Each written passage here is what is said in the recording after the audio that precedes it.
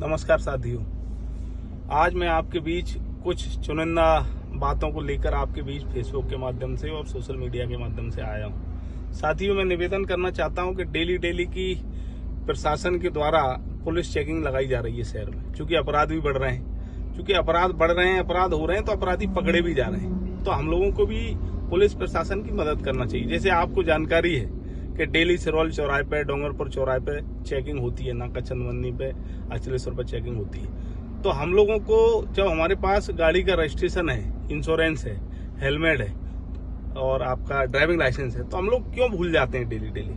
आपको प्रशासन की मदद करना चाहिए। जब सारे कागज अपने पास हैं तो अपने को लेके चलना चाहिए।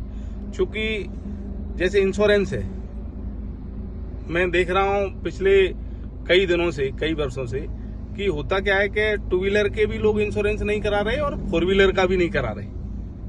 क्योंकि इसके क्या फायदे हैं, क्या नुकसान है, इसके नुकसान इतने बड़े हैं साथियों, आप लोग समझ नहीं पा रहे। मैं खास करके ग्रामीण क्षेत्र के लोगों से निवेदन करना चाहता हूं कि अगर आपकी गाड़ी है, अगर आपका इंश्योरेंस नहीं है, सपोज करिए भगवान न करे कभी ऐसी स्थिति आए, अगर सामने वाला एक्सीडेंट में डेथ हो गई उसकी, तो आपका जो क्लेम होगा वो तो आपको घर से देना ही पड़ेगा, उसका 15 लाख 20 लाख। उसके अलावा एक टर्म इंश्योरेंस और कराते हैं लाइफ का, लोग शहर में, ग्रामीण में भी कराते हैं। अगर सपोज करो उसकी 1 करोड़ की पॉलिसी हुई तो आप चाहे अपनी जमीन बेच के देना पड़ेगी, चाहे आपको मकान बेच के। तो भाई ऐसी गलती हम लोग क्यों कर रहे हैं? आप फर्स्ट पार्टी इंश्योरेंस नहीं करा पा रहे हो तो थर्ड पार्टी तो कराओ। तो भाई थर्ड पार्टी इंश्योरेंस है तो वो क्लेम उसका वो देगा। तो मेरा आप लोगों से निवेदन है कि इस चीज का विशेष ध्यान रखें। इंश्योरेंस करा के, चाहे टू व्हीलर हो चाहे फोर व्हीलर हो, सभी का इंश्योरेंस करा के रखें। जो पुरानी गाड़ी हो गई तो आप फर्स्ट पार्टी नहीं करा पा रहे, थर्ड पार्टी कराओ। दूसरा एक और निवेदन है हर्ष फायर को लेके। जिस प्रकार से साथियों आप लोग देख पा रहे हो, चाहे शादी हो, चाहे बर्थडे हो, चाहे विदाई समारोह, लगातार सामने आ रहे हैं। आपने 2-3 बहुचर्चित मामले भी देखे। जैसे एक श्योपुर का मामला था, एक दुल्हन ने ही पिस्टन से गोली चला दी, उन पर भी FIR हुई। और एक आंटी को एक बच्चे ने चलवा दी एक शादी में, उन पर भी FIR हुई और लाइसेंस भी निरस्त हुए। साथियों, कुछ लोगों के डेली फोन आते हैं कहीं ना कहीं से। जैसे एक ने कट्टा फेसबुक पे दिखा दिया तो कट्टा FIR होगी, आपको देना पड़ेगा।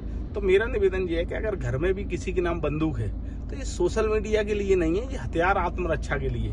इसको अन्यथा ना लें, ये ना समझें कि ये नेता हैं सो उपदेश दे रहे हैं। मैं आपसे निवेदन कर रहा हूं बार बार कि इस चीजों में कुछ नहीं रखा। FIR होगी, घर की बदनामी होती है।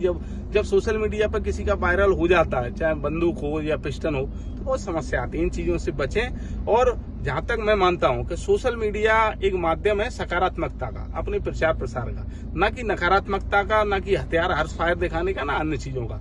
एक बार पुनः आप लोगों से निवेदन करता हूं हाथ जोड़ के, इन दोनों चीजों का विशेष ध्यान रखें, प्रशासन की मदद करें और अपने नियम कायदे कानून से चलें। छोटी छोटी समस्याएं जैसे क्या गाड़ी रोक ली वानी, आप बेल्ट नहीं लगाए, सीट बेल्ट है, इंश्योरेंस है, बीमा है, सब है, आप फिर वानी की पॉल्यूशन नहीं है। अरे 100 रुपए में पॉल्यूशन हो जाता है 6 महीने का, पॉल्यूशन भी करा लो। तो इन छोटी छोटी चीजों का ध्यान रखें और सभी नियम कायदे कानूनों की रक्षा करें और अच्छे मिलजुल के रहें। बहुत बहुत धन्यवाद सभी लोगों को।